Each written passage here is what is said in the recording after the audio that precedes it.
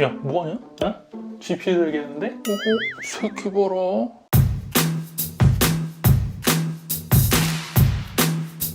안녕하세요 여러분들, 테크노사우스의 티라노입니다. 자, 오늘은요 간만에 노트북, 여러분들께는 흑파프라는 이름으로 더 많이 알려진 제품이죠. 라이젠 램브란트가 들어간 레노버 리전 5 프로를 한번 가져와 봤어요. 근데 여러분들, 저는요 요런 이제 리전 같은 애들을 보잖아요. 그러면은 테크 회사들은 정말로 성능이랑 딱 마감세 요것만 맞추면은 다른 건 다 필요 없구나, 이런 생각이 좀 들어요. 여러분들, 제가 이 리전과 관련돼서 물론 프로 제품은 아니긴 했지만 예전에 한번 다룬 적이 있었거든요. 그런데 제가 그 영상에서 리전 요거 이제 밸런스가 굉장히 좋다, 가격 생각하면 진짜 완전히 싼 마이로 나와야 되는 제품인데 정말 제대로 만들어놨다, 이런 평가를 했었거든요. 근데 그 당시에는 그런 얘기를 했을 때 사람들이 어떻게 반응을 했었느냐, 분명히 뒷광고 받았다, 뭐 이런 제품을 빨아준다, 레노버 이런 걸 갖다가 좋다라고 하면 어떡하냐 등등 굉장히 욕을 많이 먹었어요. 그런데 여러분들, 이제는 얘에 대한 평가가 완전 달라지죠. 여러분들, 얼마 전에요 제가 이제 11세대 100파프 요거를 한번 리뷰를 하면서 요 리전 프로 나머지는 뭐 괜찮은데 요런 거는 뭐 조금 아쉽다, 슬롯 강화 처리 똑바로 안 하느냐, 이렇게 리뷰를 했더니요 이번에는 완전히 반대로 돌아서서 야, 이 정도 가격에 뭘 더 바라냐, 심지어 그 영상이 광고 영상이었는데도 뭐 억까다, 조회수 빨려고 별짓을 다 한다 등등 욕이란 욕은 제가 다 받아먹었어요. 그러니까 여러분들, 참 이런 거 보면은 이미지가 진짜 중요한 거예요. 상대적 이미지가. 여러분들 한번 생각을 해보세요. 얼마 전에 이제 아이패드 에어 5 처음 나왔을 때 야, 이 돈 주면은 프로 사지 왜 에어를 사? 이러면서 욕 오지게 먹었잖아. 근데 얼마 전에 10세대 나온 거 여러분들 다 보셨죠? 그거 보고 여러분들 무슨 생각이 들었어? 그렇지, 그때 에어 64GB 산 사람들이 승자였던 거야. 걔들이 선녀일 줄을 누가 알았겠냐고, 그죠? 자, 아무튼 그래서 오늘 받은 제품은요, CPU는 AMD 라이젠 램브란트 6800H, 그리고요 그 어떤 분들 같은 경우는 최근에 이제 막 엔비디아에서 4090 광고를 하기를 시작을 했고요. 벤치 결과도 막 여기저기서 뜨긴 하니까 아, 이제는 40번대가 나오는구나, 40번대 신형 제품으로 노트북을 구매를 해야 되겠구나, 이렇게 이제 그냥 러프하게 알고 계시는 분들도 있는 것 같던데요. 여러분들, 이런 노트북에 쓰는 모바일용 GPU는 아직 40번대가 안 나왔습니다. 그러니까 노트북에 들어가 있는 30번대는 옛날 GPU를 쓴 게 아니라 여전히 최신 GPU를 쓰고 있는 게 맞는 거예요. 무슨 말인지 아시겠죠? 자, GPU는 RTX 3060 TGP 140W짜리, 램은 DDR5 4800 8기가 2장에서 16GB, 스토리지는 NVMe 512GB가 제공이 되고요. 자, 박스부터 먼저 보시게 되면은 보시다시피 뭐 이전 세대랑 그렇게 크게 달라진 점은 없어요. 검은 박스 단격으로 되어 있고요. 열어주면은 좌측에 접지형 전원 케이블, 그리고 어댑터가 들어가 있는데 어댑터는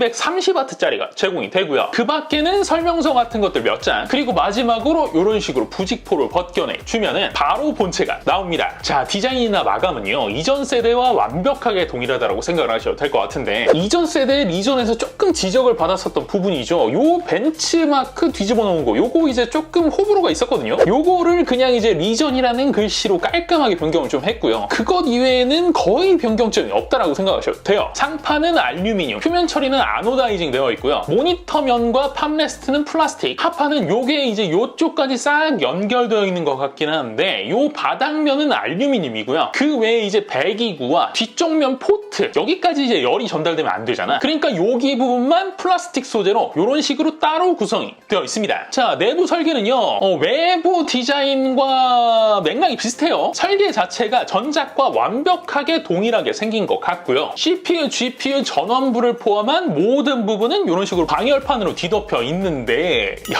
근데 이거 히트파이프 두께가 미쳤죠? 양쪽을 가르지르는 라인이 하나가 들어가 있고 CPU 쪽에 개별적으로 하나, GPU 쪽에는 개별적으로 2개가 물려 있고요. 자, 램은 슬롯으로만 2개, 둘 다 삼성 제품 들어가 있고요. 무선 랜 카드는 미디어텍 RG616, 와이파이 6와 블루투스 5.1 지원하고요. 기본으로 들어가 있는 SSD는 삼성 9A1, 속도 테스트 했을 때는 요 정도 찍히고요. 반대쪽으로 이렇게 M.2 슬롯이 빈 슬롯으로만 하나가 제공이 됩니다. 그 밖에 포트는 전원 포트랑 USB PD 포트를 제외를 하고는 이전 세대의 제품과 마찬가지로 강화 처리는 안 되어 있고요. 스피커는 양쪽 좌우 하단 방향으로 1개씩, 마지막으로 배터리는 양쪽으로 2개씩 해가지고 4셀, 용량으로는 80W 제품이 들어가 있습니다. 자, 외부 포트는요 이렇게 이제 개수라든지 종류가 이전 세대와 완벽하게 동일하죠. 보시면은 후면뿐만 아니라 배기구랑 스피커, 배터리 라인을 제외한 모든 부분에 포트들이 꽉꽉 채워져 있고요. 심지어 여러분들 여기 있는 포트들 중에서 단 한 개도 2.0 포트가 없습니다. 그러니까 규격 장난질 1도 없이 모든 포트를 최신 규격으로 넣어놨다는 거예요. 게다가 뭐 이런 식으로 이제 깨알같이 웹캠 비활성화를 할 수 있는 똑딱이랑 3.5mm 오디오 콤보 단자까지. 여러분들 이 정도 포트 구성이면 까라노가 아니라 까라노 할아버지가 와도 깔 수가 없는 구성이거든. 때문에 다른 거 말고 이 포트는요, 그냥 다른 말이 필요 없어요. 완벽하다, 이렇게 표현할 수가 있을 것 같아요. 자, 무게는 본체만 봤을 때는 2.49kg, 어댑터랑 케이블까지 하면은 3.43kg. 이전 세대에 비해서 한 100g 정도가 좀 절감이 된 듯한 그런 정도의 무게이긴 한데, 여러분들 그래도 여전히 이 무게는 들고 다니기에는 조금 빡센 무게입니다. 이게 여러분들 직접 들어보지 않고 수치로만 보면은 잘 감이 안 오거든? 그런데 진짜 이거는 한 번이라도 들어보면요, 아, 이거는 집에다 놓고 쓰는 노트북이구나, 이런 생각이 바로 드실 거예요. 자, 이제 다음 보실 거는 디스플레이. 패널은 논글레어 패널 16인치 16대 CPU 2560x 1600 해상도에 165Hz짜리 IPS 패널이 탑재가 되어 있고요. 자, 각도는 딱 여기까지. 모니터 힌지는 그래도 뭐 부들부들 거리는 편이긴 하지만 고정력 자체는 나쁘지 않아요. 제가 뭐 이거를 갖다 장시간 활용을 해본 건 아니라서 내구성이 어떻다 이렇게 판단하기엔 조금 이르긴 하지만요. 이게 이전의 힌지는 이 힌지가 엣지 쪽이 아니라 요 하우징 안쪽으로 꽤 밀려 들어와 있는 편이거든요. 때문에 이 뒤쪽 부분까지 지지를 할 수가 있어가지고 지지 면적이 거의 2배가 됩니다. 베젤 역시 이만하면 굉장히 훌륭한데요. 상단 인아웃 베젤 합쳐가지고 7mm, 좌우 5mm, 하단 20mm. 화면비는 16대 10이라서 굉장히 시원시원하게 보이고요. 아까 포트 보면서 잠깐 보여드리긴 했었는데, 이게 지금 여러분들 보시면은 셔터가 들어갈 만한 자리가 위에 없잖아요. 그래서 직접 가릴 수는 없게끔 되어 있긴 하지만 여기까지 캠에 가는 라인이 여기에 물려 있어요, 중간에. 때문에 요거를 갖다가 셔터를 내리게 되면은 아예 하드웨어에서 분리가 된 것처럼 이런 식으로 인식이 되고요. 플러스 이제 최근 들어서 화상회의도 굉장히 많아지고 또 영상통화도 굉장히 많이 하다 보니까 애플 맥을 시작으로 해서 요 이제 캠을 갖다가 1080p로 좀 업그레이드를 해주는 그런 게 이제 좀 트렌드로 잡아가고 있긴 하지만, 얘는 아직까지도 여러분들 720p 캠이에요. 때문에 약간 지금 보시는 것처럼 선회도가 조금 구리긴 하죠. 물론 이제 얘의 목적 자체가 게이밍이기 때문에 이걸 갖고 뭐 굳이 뭐라고 한다, 그러기에는 조금 미안한 부분이긴 하지만요. 또 모르잖아. 이걸 갖다가 뭐 게임 방송을 위해서 쓰는 사람들이 있을지도 모르는 거잖아. 개인적으로 봤을 때는 조금 아쉬운 수준의 품질이다, 이렇게 말씀드릴 수가 있을 것 같아요. 자, 이어서 디스플레이 측정 데이터도 보여드리면요. 색역은 sRGB 기준 100%, P3는 77%, 감마 커브도 무난하고요. 색 온도 역시 표준에 비해서는 살짝 누리끼리 하긴 하지만 뭐 그냥저냥 볼만한 수준이라고 생각이 들고요. 밝기는 100% 기준일 때 502.7니트, 명암비는 1210대 1로요. IPS 패널 기준으로 봤을 때는 평타 이상은 된다라고 보는 게 맞고요. 마지막으로 색 정확도는 델타 E 최대가 3.14, 평균은 1.13. 보시다시피 두 개의 색상을 제외한 모든 값이 2 미만으로 측정이 되기 때문에요. 뭐 이 정도면은 그래도 충분히 좋은 디스플레이다. 게이밍 제품이라는 걸 감안을 했을 때는 나무랄 데 없다, 이런 식으로 표현할 수가 있을 것 같아요. 다만 여러분들, 이거는 이제 많은 분들이 좀 물어보시길래 제가 말씀을 드리는 건데요. 이건 어디까지나요? 일반 사용자 그리고 게이밍 사용자, 이런 사람들에게 이 디스플레이의 품질이 괜찮다라고 얘기를 하는 거지, 이게 작업용, 특히 그래픽 작업용으로 이 이상의 디스플레이는 없다, 이거 완벽하다, 이런 얘기를 하는 게 절대 아닙니다, 여러분들. 사실 예전 같았으면은 이 정도 품질이면 특A급의 품질이 맞긴 하거든요. 근데 여러분들 최근에 이제 유튜브가 굉장히 많이 발달을 하면서 크리에이터용 노트북이 굉장히 많이 나왔잖아. 때문에 P3급 디스플레이에 펜톤 인진, 뭐 팩토리 캘리브레이션 돌리고 컬러 프로파일 주고, 이런 게 아닌 이상 전문가용 디스플레이다, 제가 이런 식으로 얘기를 할 수가 없는 지금은 여러분들 그런 시대예요. 그러니까 여러분들 정확하게 알아들으셔야 됩니다. 일반 사용자다, 그리고 게이밍 노트북으로서 요거를 사용을 한다, 그러면 이 디스플레이 패널 A급인 건 팩트입니다. 다만 얘 말고 디스플레이가 더 좋은 애가 있다 없다? 그렇지, 크리에이터용 노트북들 같은 경우에는요, 물론 주사율이 낮을 수 있어, 게임용이 아니니까. 하지만 색상의 품질 기준 그리고 색 커버 스토리지 기준으로 봤을 때요, 얘보다 좋은 애들이 굉장히 많습니다. 그러니까 본인이 이걸 갖다가 어떤 목적으로 사용을 할지를 생각을 하고 이 디스플레이의 품질을 갖다가 따져보셔야 되는 거예요. 여러분들 무슨 말인지 아시겠죠? 자, 이제 다음은 스피커인데요. 이건 제가 미리 들어보니까 그냥 전작과 달라진 부분이 전혀 없습니다. 그냥 전체적인 느낌을 갖다가 좀 정리를 해드리자면요, 역시나 게이밍 노트북들 사이에서는 그냥저냥 평타를 갖다가 때려주는 정도이고요. 얘들 말고 이제 노트북에서 좀 사운드가 특화되어 있는 애들 있잖아요. 맥북이나 서피스 같은 애들, 그런 애들에 비해서는 좀 많이 딸린다, 이렇게 생각을 하셔야 되는 거고요. 볼륨은 무난한 편이고 최대 볼륨에서도 소리 찢김 등 이상 증상은 발생된 적이 없고 밸런스도 크게 나쁘지는 않은 느낌. 다만 여러분들, 아까 전에 이제 하부 열었을 때도 여러분들께서도 보셨겠지만 하드웨어 상태가 누가 봐도 좀 사운드에는 투자를 안 한 느낌이 분명히 있었잖아요. 모듈이나 어떤 진동판 사이즈도 그렇고, 이렇듯 그런 하드웨어적인 한계는 분명히 있기 때문에요, 이 스피커에 여러분들 크게 기대를 하시면 안 됩니다. 그냥 제가 표현을 좀 해드리자면, 이걸 듣다가 이거 소리가 왜 이러냐? 이런 소리가 안 나올 정도라고 해야 되나? 더 정확하게 표현을 하자면 못 들어줄 정도는 아니다, 적어도 막 구리진 않다, 요 정도, 요런 정도 수준에서 여러분들 넘어가셔야 되는 거예요. 자, 다음으로 보실 거는 입력 장치. 자, 키보드는 풀사이즈 키보드, 오목하게 표면 처리가 되어 있고요. 방향키 사이즈 좋고, 트랙패드 위치랑 팔목 거치되는 위치 간섭 없이 좋고, 들어가 있는 핫키 종류 좋고, 모드도 간단하게 이런 식으로 변경이 가능. 그리고 백라이트는요, RGB가 이렇게 이제 한번 누를 때마다 밝기가 바뀌는 게 아니라 패턴이 바뀌게끔 되어 있고요. 이 RGB를 갖다가 좀 바꾸고 싶은 분들도 계실 거 아니에요. 그런 분들 같은 경우에는 여기 이제 레노버 벤티지 우측 하단에 스펙트럼이라는 곳에 들어와가지고요, 뭐 밝기라든지 아니면 패턴이라든지 이런 것들을 여러분들께서 직접 만들어 쓸 수도 있게끔 이런 식으로 메뉴가 구성이 되어 있습니다. 자, 그리고 그 밖에 이제 트랙패드는 약간 좀 유격이 있긴 하지만 구분감, 뭐 질감, 인식률, 이런 것들은 여러분들 그닥 그렇게 나쁜 편은 아니긴 하거든요. 다만 딱 하나만 바라는 거는 이거 마감 좀 어떻게 해주세요. 뭐랄까, 이제 11세대 이전을 써봤을 때보다는 조금 나은 것 같긴 한데, 여전히 이제 아래쪽이랑 판이 마주치면서 턱턱 대는 느낌이 그대로 나타나기 때문에요. 솔직히 얘기하면 이 트랙패드 사용하는 느낌이 그렇게 썩 좋은 편은 아니에요. 물론 이거는 제가 봤을 때는 이제 하우징 소재에 대한 한계 때문에 이런 느낌을 주는 것 같다, 이런 생각 분명히 들긴 하는데요, 소비자가 여러분들 이거의 소재까지 생각을 하고 느낌을 갖다가 따져야 될 건 아니잖아. 때문에 이 부분은 좀 분명히 개선이 필요하지 않을까, 이런 생각이 듭니다. 자, 다음은 성능.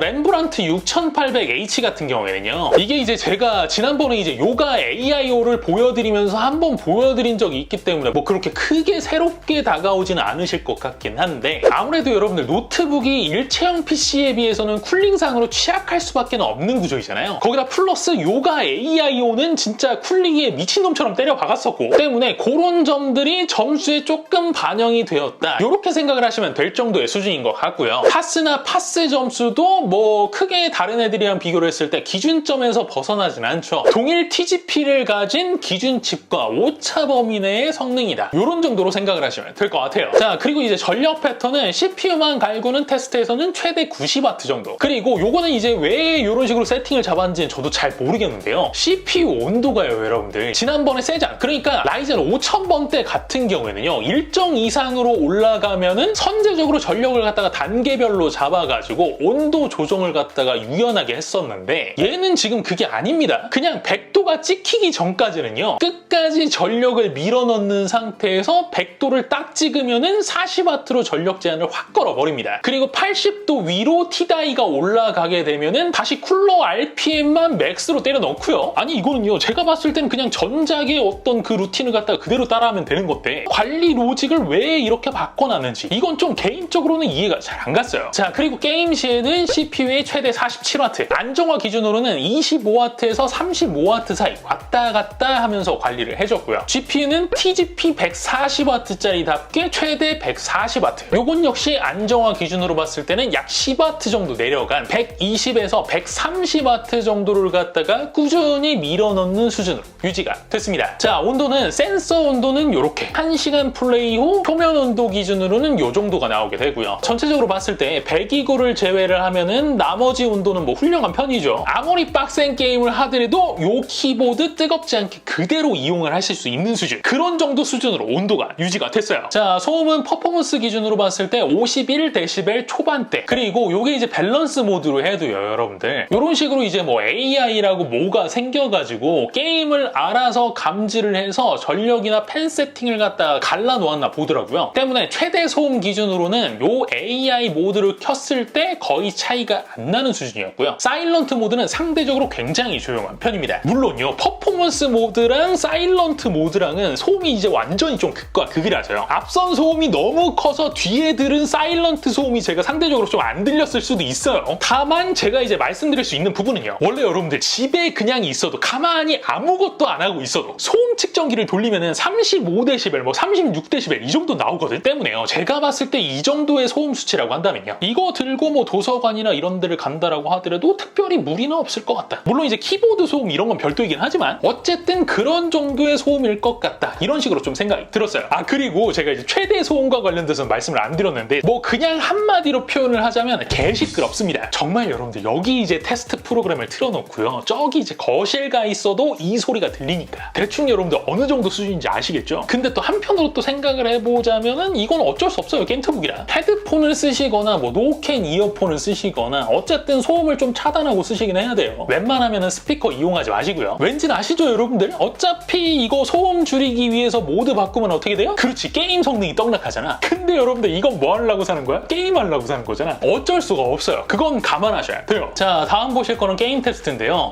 사실 근데 이게요, 여러분들 이제 게임 테스트는 그닥 여러분들께서 궁금하실 내용 자체는 없을 거예요. 뭐 RTX 3060의 모바일 버전의 성능은 이미 다 아실 거고요. 어차피 여러분들 얘 같은 경우에는 노노티머스 모드를 갖다가 지원을 하기 때문에 내장 그래픽이랑 하이브리드 모드가 어느 정도 성능이 나오는지 이런 게 여러분들께 궁금하실 내용은 아니거든. 게다가 뭐 CPU 성능이 조금 좋아졌다라고 해서 이게 뭐 엄청나게 드라마틱하게 반영이 되지도 않기도 하고요. 때문에 뭐 다양하게 옵션 좀 나누기보다는요, 그냥 이 녀석을 사용을 해서 플레이를 했을 때는 최저 옵션으로 했을 때, 그리고 최대 옵션으로 했을 때 어느 정도 프레임이 나오는지 요것만 좀 정리를 해드리고요. 그러니까 여러분들께서 보실 때는 아, 여기에서 옵션 조정을 내가 어떻게 하면은 어느 정도가 나오겠구나, 아, 이 정도면은 나한테 만족스럽겠구나, 만족스럽지 않겠구나, 요런 걸 여러분들 정리를 해서 조금 생각을 해보시면 될 것 같아요.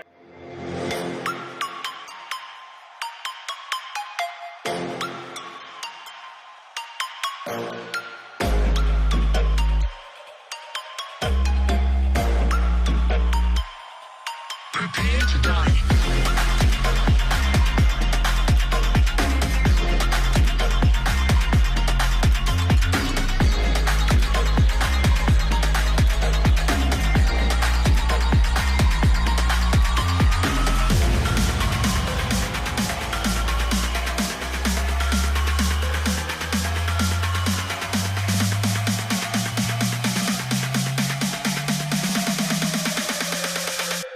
Prepare to die.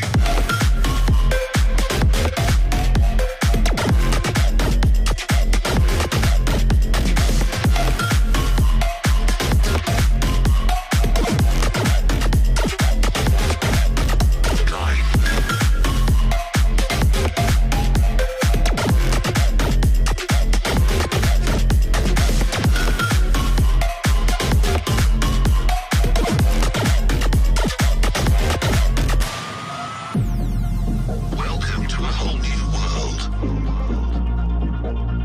Your planet is now under Midranger's control. Humanity will be exterminated. If you hear this message, do not try to leave. Do not try to fight. Do not try to resist. You will be eliminated.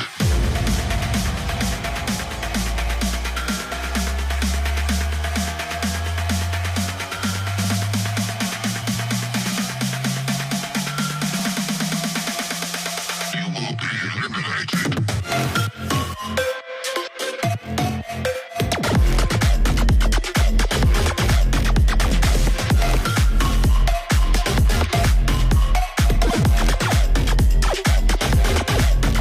Die. 이제 마지막 오래 기다리셨죠? 배터리 타임 정리를 해드릴 건데요. 이거는 제가 기존에 이제 배터리 타임 정리를 해드리는 거랑 조금 다를 거예요, 여러분들. 일단 테스트 조건은요, 약 288리터로 측정이 되었었던 밝기 90%, 지능형 냉각 모드에서 유튜브 1080p 영상을 지속 플레이 시 얘가 언제 죽나 플레이 타임을 좀 측정을 해봤는데요. 아니 이게 여러분들, 이게 이제 처음에는 제가 이제 게임 테스트를 막 끝내고 바로 이거를 테스트를 한 거라서요. 솔직히 얘기하면 제가 이걸 논옵티로 돌린지를 갖다가 깜빡했었어. 근데 물론 이제 외장 그래픽 카드로만 돌렸을 때 조금 배터리 타임이 더 빨리 달긴 하지만 사실 옵티머스 모드를 써도 그렇게 뭐 오래가는 편은 아니었잖아요, 그동안에. 살짝 뭐 몇십 분 더 간다 요 정도였지. 그래서 이거 귀찮다, 진짜 하기 싫다 좀 고민했거든요. 배터리 타임 여러분들 측정을 하려면 진짜 귀찮거든, 오래 걸리니까. 근데 여러분들 제가 어떻게 생각을 했냐면요, 어차피 한 3시간 갈 건데 뭐 금방 하니까 하자, 그리고 측정을 시작을 했거든. 근데 여러분들 이거 뭡니까? 아니 여러분들, 솔직하게 제 마음을 갖다가 좀 말씀을 드리자면 이 제품이요, 뭐 여러분들께 어떤 뭐 선택을 해도 괜찮은 제품인지를 갖다가 검토를 해드린 그런 과정에서는 의미가 있을지는 모르겠지만요, 리뷰를 하는 데는 진짜 재미가 더럽게 없었거든. 왜냐면 여러분들 한번 생각을 해보세요. 나머지가 다 똑같아. 뭐 하우징, 디스플레이, 입력 장치, 안에 있는 심지어 설계까지 전작이랑 달라진 게 하나도 없다. 다른 걸 찾을래야 찾을 수가 없어, 정말로. 근데 여러분들 그런 걸 갖다가 기덕 입장에서 다시 보고 있다고 생각을 해보세요. 어차피 이거 내가 산 것도 아니고 다시 돌려줘야 되는데 얼마나 재미가 없었겠냐고. 그런데 여러분들 배터리 타임이요, 이거 뭡니까? 제가 지금까지 여러분들 하이브리드 모드에서 겜트북으로 4시간을 넘긴 애가 아예 없었거든. 물론 이제 저도 6800H를 만져보기는 했지만 제가 했었던 6800H는 노트북이 아니었잖아, 일체형 PC였잖아. 그래서 이제 배터리 테스트를 해볼 수도 없었고요. 그런데 6시간 38분, 게다가 하이브리드 모드가 아닌 iGPU 모드로 고정을 하고 돌려보기도 했거든. 근데 그때도 6시간 40분. 이 정도면 여러분들 오차범위인 거잖아, 그죠? 그렇다면 여러분들 지금 이게 무슨 얘기인 거야? 그렇지, 이전에 이제 다른 애들 같은 경우에는 아무리 하이브리드 모드로 해놔도, 아무리 저사양 그래픽 작업이 필요한 경우에도 외장이 좀 돌기는 했잖아. 그러면서 배터리 타임을 빨아먹어가지고 얘가 오지게 빨리 닳았었던 거잖아, 배터리가. 근데 얘는 외장 그래픽이 돌지 않을 정도로 저사양의 그래픽 작업을 할 때는 외장 그래픽이 돈다 안 돈다? 그래요, 완전히 그냥 정지가 되는 것과 똑같다라는 거예요. 아예 외장 그래픽을 안 돌리는 수준으로 전력 효율이 굉장히 높아진다고. 여러분들